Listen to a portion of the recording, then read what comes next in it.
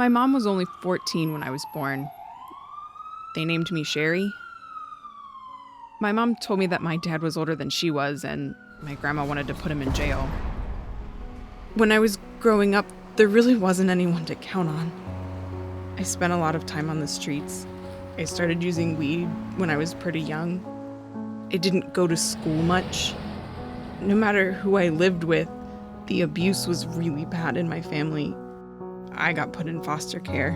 I ran away a lot, so I didn't have any friends, and I didn't have any place to go. I was taken to different hospitals. They told me I had depression, anxiety, PTSD, bipolar disorder. I was locked up too. They're doing things like getting into fights or using harder drugs and for running away. When I was 16, I met a guy. When I was hanging out with him, I started using heroin. I found ways I could make enough money so we could both have heroin for a couple of days. I had my first kid, then another.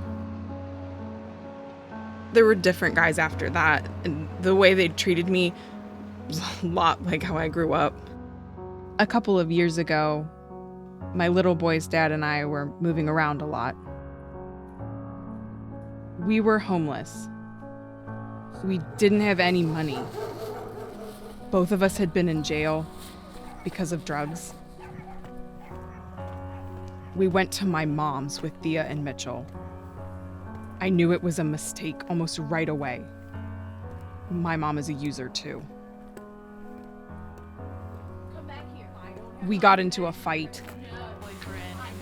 Someone called the police. Total of 5? Yes, 3 adults. My mom really mouthed off Any at them. weapons in the house? Maybe.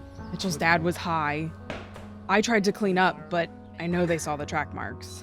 I was glad I had at least gotten Thea and Mitchell their favorite chocolate donuts for breakfast.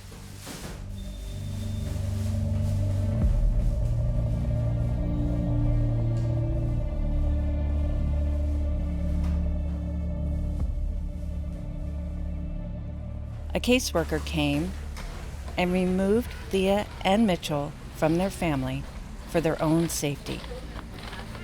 The children would have to go to foster care immediately, and there wasn't a home nearby.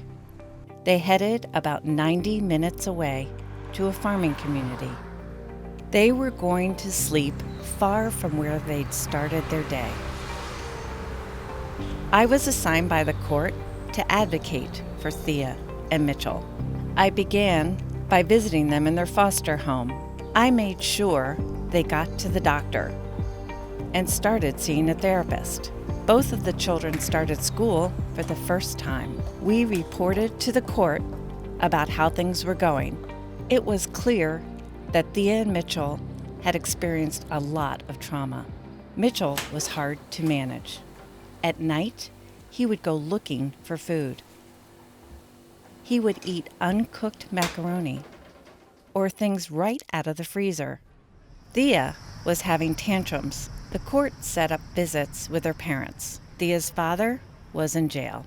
Mitchell's father didn't show up. Sometimes Sherry tested positive for drugs and wasn't allowed to visit the children. When she did visit, the children would be upset for days. I was learning some concerning things about the foster home placement.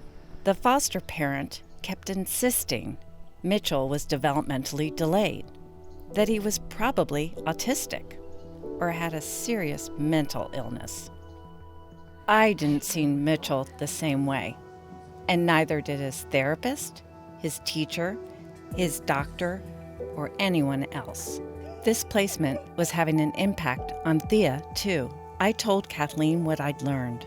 We worked with the Child Protection System to move Thea and Mitchell as quickly as possible. While it was painful to uproot them again, I hoped that this new foster home would help them heal from their trauma.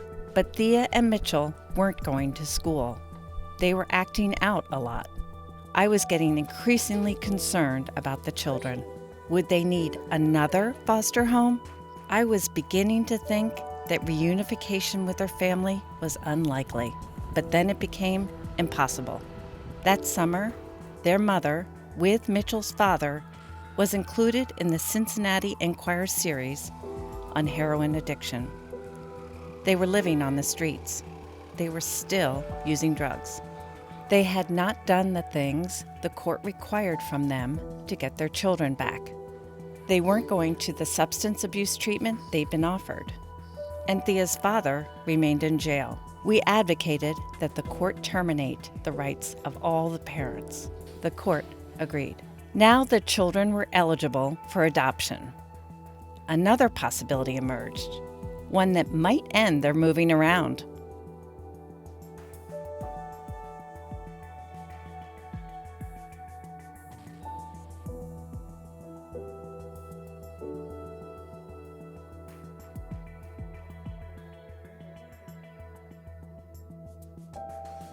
Mitchell's grandfather, Mike, had not had much contact with the family. His wife, Judy, wasn't directly related to the children, but they wanted to adopt Thea and Mitchell. Because Mike and Judy lived in another state, different professionals got involved in the case.